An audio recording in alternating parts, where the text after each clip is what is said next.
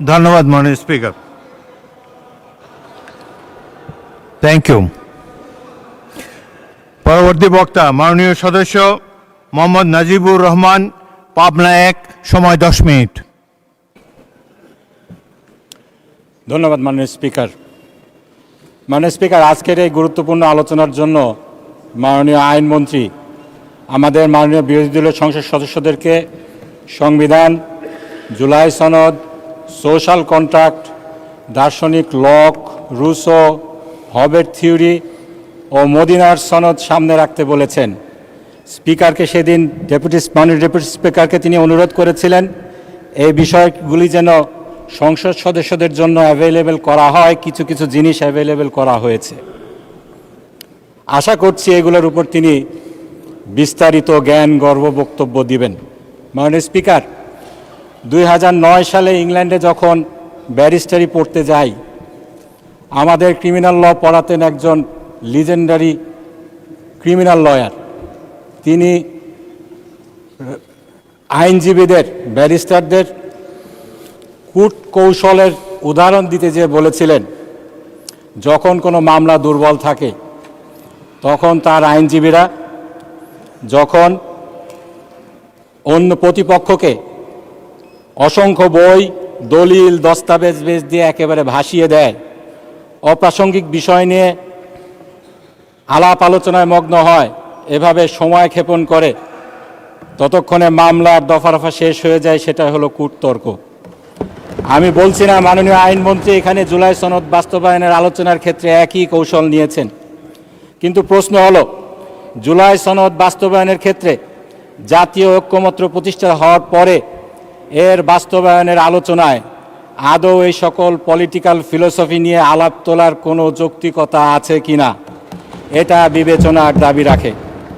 মাননীয় স্পিকার, জুলাই সনদ বাস্তবায়নের আদেশকে প্রশ্নবিদ্ধ করতে অনেকগুলো আইনি প্রশ্ন তুলে ঘোলা পানিতে মাছ শিকারের চেষ্টা চলছে, কিন্তু আইনি বিষয়গুলো নিয়ে দুঃখের সাথে বলতে বাধ্য হচ্ছি সরকার তাদের অবস্থান পরিষ্কার করছে না।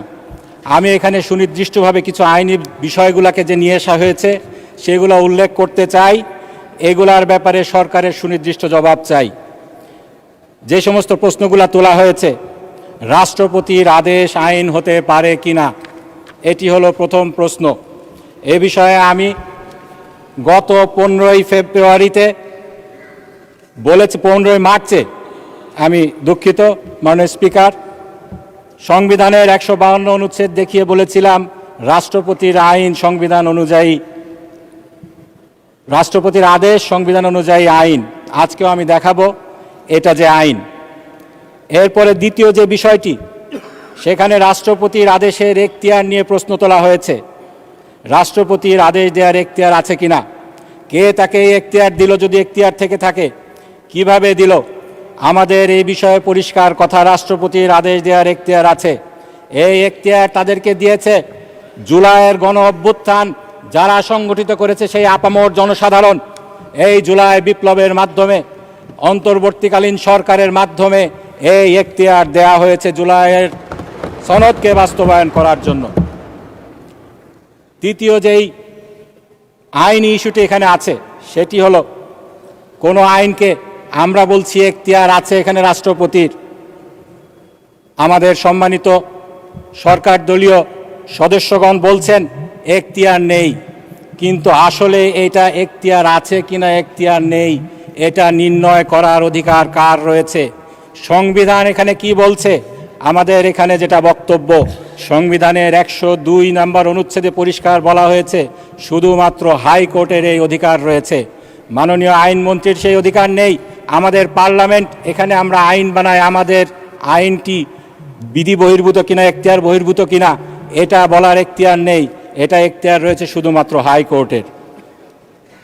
চতুর্থ যে বিষয়টি আইনি প্রশ্ন, সেটা হলো জুলাই বিপ্লবের মাধ্যমে জনগণের কনস্টিটিউয়েন্ট পাওয়ার, যেই পাওয়ারের আলোকে রাষ্ট্রপতিকে আদেশ দেওয়ার ক্ষমতা দেয়া হয়, 13তম সংশোধনীর মামলায় যে কনস্টিটিউয়েন্ট পাওয়ার জনগণের সাংবিধানিক অধিকারের বিষয়ে নিশ্চিত করা হয়েছে, সেই সাংবিধানিক অধিকারটি জুলাই বিপ্লবের মাধ্যমে ট্রিগার্ড হয়েছিল কিনা, এখানে আমাদের বক্তব্য সেটা হলো সরকারকে আজকে পরিষ্কার করতে হবে জুলাইকে তারা বিপ্লব হিসাবে স্বীকার করেন কিনা। জুলাই যদি বিপ্লব হয়, যেভাবে 13তম সংশোধনীতে কেয়ারটেকার গভর্নমেন্টের আন্দোলনের সময় জনগণের অভিপ্রায়কে কনস্টিটিউয়েন্ট পাওয়ার ট্রিগার করেছিল বলে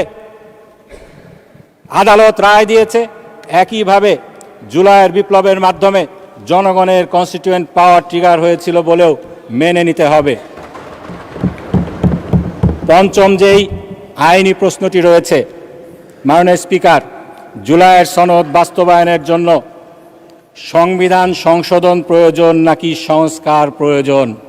এক্ষেত্রে আমাদের বক্তব্য হলো বাংলাদেশে বিদ্যমান সাংবিধানিক যে আইন রয়েছে, যেই ডক্ট্রিন অফ বেসিক ফিচার, যেটা 8ম সংশোধনীর মামলায় আমাদের দেশে ইন্ট্রোডিউস করা হয়েছিল এবং 5ম সংশোধনীর মামলায় যেটা আরও বেশি স্ট্যাবলিশড হয়েছে, সেটার আলোকে যে ধরনের সংস্কার আমরা চাচ্ছি জুলাইয়ের সনদের মাধ্যমে, সেই সংস্কার সংবিধান সংশোধনের মাধ্যমে সম্ভব নয়। এজন্য প্রয়োজন সংবিধান সংস্কার। মাননীয় স্পিকার, প্রথম যে বিষয়টি আমি বলেছি উত্তর দেয়া প্রয়োজন, সেটি হলো রাষ্ট্রপতির আদেশ আইন কিনা। মাননীয় স্পিকার, এর মধ্যে 7 মিনিট চলে গেছে। মাননীয় স্পিকার, একটা ঘড়ি আছে, মাননীয় সদস্য ঘড়ি দেখে বক্তব্য দেন। সেটাই দেখছি। 10 মিনিট, 3 মিনিট আছে আপনার। 3.5 মিনিট। মাননীয় স্পিকার, যেটা আমি বলতে চাই, 152 অনুচ্ছেদে বলা হয়েছে আদেশ অবশ্যই আইন। এক্ষেত্রে সরকারের পক্ষ থেকে 3টি অবস্থান আমরা লক্ষ্য করছি। আইনমন্ত্রী 29শে মার্চ তিনি তার একটি সাক্ষাৎকারে একটি জাতীয় দৈনিকে বলেছেন, এই আদেশটি অবিকল আইনের মতো মনে হলেও কোনোটাই সাংবিধানিকভাবে বৈধ আইন নয়। যদি উনি মনে করছেন এটা আইন কিন্তু বৈধ আইন নয়।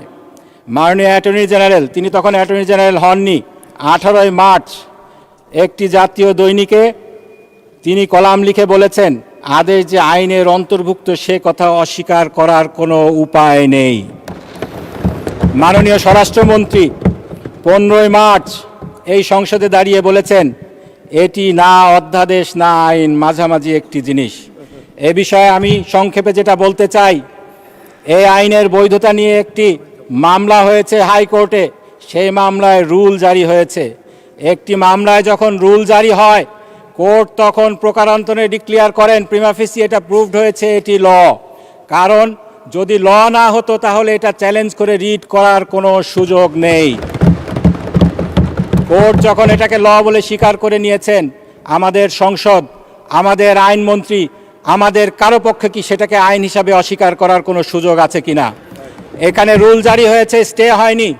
যদি স্টে না হয়, সংবিধানের যে বাইবেল মনে করা হয় সেই মাহমুদুল ইসলামের বই কনস্টিটিউশনাল ল অফ বাংলাদেশ, এখানে পরিষ্কার বলা হয়েছে যদি কোথাও রুল জারি করা হয় কিন্তু স্টে না করা হয়, এটাকে স্টিল কনসিডার করা হবে ইন্ট্রাভাইরাস, নট আলট্রাভাইরাস। আলট্রাভাইরাস হলো আইন বহির্ভূত আর ইন্ট্রাভাইরাস হলো আইন সম্মত। সুতরাং এটা মানতে আমরা সবাই বাধ্য। এই আদেশের 10ম অনুচ্ছেদ এবং 12 অনুচ্ছেদকে লঙ্ঘন করে সরকার এবং রাষ্ট্রপতি এই আইনের ব্যত্যয় ঘটিয়েছেন, আইনের শাসনের এখানে ব্যত্যয় ঘটেছে। এখানে দ্বিতীয় যে বিষয়টি রয়েছে, রাষ্ট্রপতির আদেশ দেওয়ার এখতিয়ার আছে কিনা, কে তাকে এখতিয়ার দিল, কিভাবে দিল? এক্ষেত্রে এই সংসদে বলা হয়েছে জনগণের আবেগ দিয়ে রাষ্ট্র চলে না, রাষ্ট্র চলে সংবিধান দিয়ে। মাননীয় স্পিকার, আপনার মাধ্যমে আমি বলতে চাই, সংবিধান অনুযায়ী জনগণের আবেগ হলো সংবিধানের বাবা। এটা আমার কথা না। সংবিধানের 7ম অনুচ্ছেদে বলা হয়েছে জনগণের পরম অভিপ্রায় রূপে এই সংবিধানই দেশের সর্বোচ্চ আইন, প্রজাতন্ত্রের সর্বোচ্চ আইন। এ নিয়ে যে মামলাটি হয়েছে 13তম সংশোধনীর মামলা, আমার হাতে সময় আছে 30 সেকেন্ড, খুব বেশি বলতে পারবো না। সেখানে তৎকালীন অ্যাটর্নি জেনারেল, আজকের আইনমন্ত্রী বলেছিলেন জনগণের সাংবিধানিক ক্ষমতা কখনো পরিত্যক্ত হয় না, আর এর অবস্থান সংবিধানের উপরে। সেই মামলায় কোর্ট রায় দিয়েছিল এই যে সংবিধানের উপরে জনগণের সাংবিধানিক ক্ষমতা আছে, এটাকে কোর্টেও চ্যালেঞ্জ করা যাবে না, এটা বিয়ন্ড চ্যালেঞ্জ। এটা নিয়ে মাননীয় স্পিকার আমাকে আর একটা মিনিট যদি বাড়িয়ে দেন, আমি একটি পয়েন্ট বলেই শেষ করবো। আরও অনেক পয়েন্ট, আইনি পয়েন্ট ছিল কিন্তু বলতে পারছি না, একটা মিনিট বাড়িয়ে দেন। মাননীয় স্পিকার, এটা 2 ঘন্টার মাননীয় সদস্য অভ্যাস খারাপ হয়ে গেছে, 40 বছর ধরে মাননীয় স্পিকার বলে আসছি, সেই জন্য মাননীয় সদস্য 2 ঘন্টার আলোচনা অলরেডি 45 মিনিট আপনারা বলেছেন। ট্রেজারি বেঞ্চের বক্তা রয়েছে, আবার মাননীয় বিরোধী দলের নেতা আবার বলবেন, আপনাদেরও 3 জন বক্তা এখনো বাকি আছে, সুতরাং আচ্ছা ঠিক আছে, 1 মিনিট আপনি বলেন। মাননীয় স্পিকার, ধন্যবাদ আপনাকে। এই অন্তর্বর্তীকালীন সরকারের বিষয়টি নিয়ে একটি মামলা হয়েছিল, মহসিন রশিদ ভার্সেস বাংলাদেশ। সেখানে কোর্ট ক্যাটাগরিক্যালি বলেছিল, this government is backed by instrument as well as backed by the will of the people. সুতরাং এখানে জনগণের রায় ছিল, জনগণের যেই ম্যান্ডেট তারা দিয়েছিল, সেদিন 3টা ম্যান্ডেট দিয়েছিল, সংস্কার, বিচার এবং নির্বাচন। সেই সংস্কারের যে ম্যান্ডেট জনগণ দিয়েছিল, তার আলোকেই অন্তর্বর্তীকালীন সরকার প্রেসিডেন্টের মাধ্যমে এই আদেশটি জারি করিয়েছে। সুতরাং এটার এখতিয়ার নিয়ে প্রশ্ন তোলার কোনো অধিকার কারণেই। কেউ যদি এটা বিচার করতে পারেন, সেটা হলো বাংলাদেশের হাইকোর্ট। সেই হাইকোর্টে যতক্ষণ পর্যন্ত না এর ব্যাপারে রায় আসছে, আমাদেরকে সকলকে এই আইনটি মানতে হবে। আরও অনেক কথা ছিল, বলতে পারলাম না। আপনাকে ধন্যবাদ জানিয়ে আমার বক্তব্য এখানেই শেষ করছি। ধন্যবাদ মাননীয় স্পিকার এবং সংসদকে। ধন্যবাদ মাননীয় সদস্য। পরবর্তী বক্তা রফিকুল ইসলাম খান, সিরাজগঞ্জ 4, সময় 5 মিনিট। ঘড়ির দিকে তাকিয়ে বক্তব্য রাখবেন।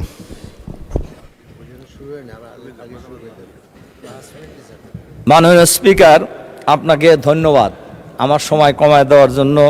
দুঃখিত মাননীয় স্পিকার, আমরা কেউই অস্বীকার করি না যে জুলাই বিপ্লব বা জুলাই অভ্যুত্থান, যেটাই আমরা বলি, এইটা যে ফেসিবাদ থেকে আমরা সবাই মুক্ত হয়েছি, একথা অস্বীকার করার কারই উপায় নেই। এবং আমরা দীর্ঘ 16 বছর, যদি আমরা 11 সরকার ধরি, তাহলে প্রায় 18 বছর এই দেশের মানুষ ফেসিবাদের কবলে ছিল, ফেসিবাদের জুলুম নির্যাতনের শিকার আমরা ছিলাম।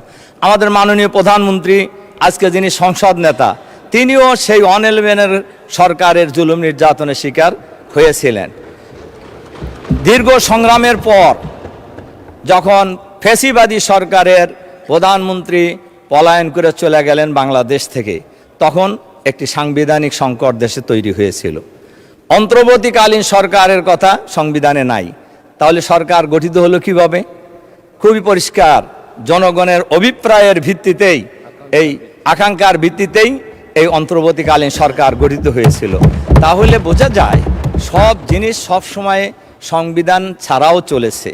আজকে যে গণভোটের ব্যাপারে প্রশ্ন তোলা হয়েছে, 77 সালে গণভোট হয়েছে, এরশাদের সময়ও হয়েছে, 91 সালেও গণভোট হয়েছে, এবং এই কোনো গণভোটের কথাই সংবিধানে ছিল না, কিন্তু গণভোট হয়েছে এবং সেই গণভোট অনুযায়ী কিন্তু আমরা দেখেছি কার্যকরও হয়েছে। কাজে এবারও প্রায় 70 ভাগ মানুষ এই জুলাই বিপ্লবের পক্ষে, সংস্কারের পক্ষে তাদের রায় দিয়েছে। আমাদের মাননীয় সরকারি দলের একজন সদস্য বলেছেন যে 51 ভাগ পরিবর্তনের পক্ষে, সংশোধনের পক্ষে মত দিয়েছে। 51 ভাগ শক্তিশালী না 70 ভাগ শক্তিশালী? এটা তো খুব পরিষ্কার, এটা সবাই বুঝবে যে 70 ভাগ অনেক শক্তিশালী। সম্মানিত মাননীয় স্পিকার, আমাদের একজন সরকার দলীয় সদস্য বলছেন আমরা ভারতের সাথে রাইতে মিটিং করি। বাংলাদেশের জনগণ জানে কে কোন দল কারা ভারতের সাথে মিটিং করে, কাদের সাথে আত্মীয়তা, ভারতের কাদের আত্মীয় স্বজন এখন পলায়ন করে ভারতে আছে, এবং আগে কারা যায় ভারতে ছিলেন, এসবই বাংলাদেশের মানুষ জানে। কাজেই এইগুলি বলে আজকে সংবিধান সংস্কারের যে অভিপ্রায় বাংলাদেশের মানুষের রায়, এই রায় থেকে বিরত থাকা আমি সমীচীন বলে মনে করি না। আমরা আজকে যারা এখানে আজকে সরকারি দল এবং বিরোধী দলে ছিলাম, আমরা কিন্তু সবাই এই ফেসিবাদের জুলুম নির্যাতনের শিকার। আজকে সংস্কারের মধ্যে যে কথা বলা হয়েছে, সচিব সুপ্রিম কোর্টকে আলাদা সচিবালয়ের মধ্যে, বিচার ব্যবস্থাকে আলাদা সচিবালয়ের মধ্যে নিয়ে যাওয়া। দেখেন আজকে প্রধান বিচারপতি একজন দলীয় লোক ছিলেন, খায়রুল হক। কেয়ারটেকার সরকারকে লণ্ডভণ্ড করে দেওয়ার কারণেই এই ফ্যাসিবাদী সরকার দীর্ঘায়িত হয়েছে। কাজেই আমরা চাই, সবাই মিলেই চাওয়া উচিত, আমাদের সবার অভিপ্রায় আমাদের এই বাংলাদেশ ভালো চলুক, আমরা সবাই মিলেই এই বাংলাদেশকে আগামী দিনে গড়ে তুলব। কাজেই দেশের প্রয়োজনে, সংবিধান তো কোনো কোরআনের বাণী নয়, কোনো ওহী নয়, জনগণের জন্য সংবিধান, সংবিধানের জন্য জনগণ নয়। কাজেই জনগণের প্রয়োজনে সংবিধান সংস্কার করা কোনোই অসুবিধা থাকার কথা নয়। এজন্য আমি আপনাদের কাছে বিনয়ের সাথে এই অনুরোধ রাখতে চাই, আমরা যারা দেখেন সংবিধানের কথা, আমার খালি বারবার চোখ যেতেছে হলো সময়ের দিকে, ঘড়ির দিকে। আসলে সংবিধানের কথা আমরা বলছি, আমাদের একজন সদস্য বলেছেনও, আমার এখনো স্পষ্ট মনে আছে, সংবিধানের কথা বলে আমাদের উপর, বিরোধী দলের উপর যে জুলুম নির্যাতন চালানো হয়েছে, দেশনেত্রী বেগম খালেদা জিয়া বলেছিলেন, আমরা যদি আবার সুযোগ পাই এই সংবিধানকে ছুঁড়ে ফেলে দেব। উনি তো বলছিলেন, তাহলে কি ওনার কথা কি একেবারেই অমূলক ছিল? শুধু তাই নয়, আমরা সব সময় লক্ষ্য করেছি সরকারে যারাই থাকে তারা সব কিছুকে দলীয়করণ করার চেষ্টা করেন। আমরা আশা করব এখন যারা সরকারে আছেন তারা দলীয়করণ করবেন না। যদি নাই করেন তাহলে আপনাদের সংস্কারের ভয় কেন? সংস্কার করতে আপনাদের অসুবিধা কি? আমরা সবাই মিলে, যেটা প্রয়োজন সবাই মিলে আমরা সংস্কার করে আমরা এই দেশটাকে একটা সুস্থ রাজনীতির দিকে নিয়ে যেতে চাই, যাতে করে আর কোনো ফ্যাসিবাদের জন্ম বাংলাদেশে না হয়, আর ফ্যাসিবাদী কোনো সরকার যেন বাংলাদেশে প্রতিষ্ঠিত হওয়ার সুযোগ না পায়। এই পরিবেশটাই তো আমরা সবাই চাচ্ছি। আমার ধারণা আমরাও চাচ্ছি, সরকারি দলও চাচ্ছে যে